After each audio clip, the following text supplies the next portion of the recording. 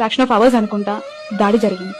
అనిపించిందా మేడం అప్పుడు ఎన్నికలప్పుడు కత్తితో దాడి, మొన్న రాళ్ల దాడి, ఈ రాజకీయాలు అవసరమా, ఈ దాడులు అవసరమా అని ఎప్పుడైనా అనిపించిందా? జగన్ గారు పిల్లలు అయితే ప్రతిసారి అంటారు, ఎందుకు మనకి ఇది అవసరమా, ఇంత అవసరమా, ఇంత కష్టపడ్డం ఎందుకు, ఎన్ని రోజులు చేస్తావు ఇట్లా, ఎప్పుడు సాధించుకుంటావు. ఇలాంటి ఒక టఫెస్ట్ సిచ్యువేషన్ లో ఎదుటి వాళ్ళు దాన్ని ఒక నటనలాగా ఓన్ గా చేయించుకుని ఒక దాడిలాగా ఒక క్రియేషన్ చేసినప్పుడు మనసులో అనిపించే మీ ఫీలింగ్ ఏంటి అవి విన్నప్పుడు? అంత డ్రామా చేసేటోడైతే ఇంకొంచెం దాన్ని అంటే అంత డ్రామా చేసేటోడైతే ఇట్లా కంటి చేతికి దెబ్బ పెట్టుకుని అప్పటికప్పుడే హాస్పిటల్కి పోయి దాన్ని పెద్ద హంగామా చేయాలి.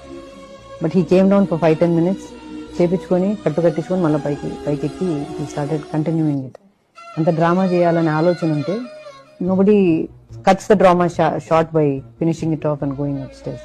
ఫస్ట్ థింగ్, ఈవెన్ చేతికి షోల్డర్ అటాక్ జరిగినప్పుడు కూడా, కత్తితో అటాక్ జరిగినప్పుడు కూడా మేకపాటి గౌతమ్ అన్న was with him, both of them were there. అసలు సార్ ఏమీ కానీ పట్టించుకోలేదమ్మా, చొక్కా మార్చుకొని ఎయిర్పోర్ట్ లోనే చొక్కా మార్చేసుకొని వచ్చినారు.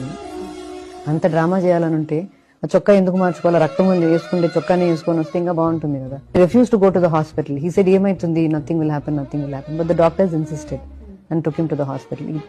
ఇక్కడ దెబ్బ తగిలినప్పుడు కూడా పుట్లేయాలా మస్తుగా అంటే కూడా హీ సెడ్ వీలైతే ఇక్కడనే క్యాంపులో వేసేసేయండి, why should I go to the hospital అని.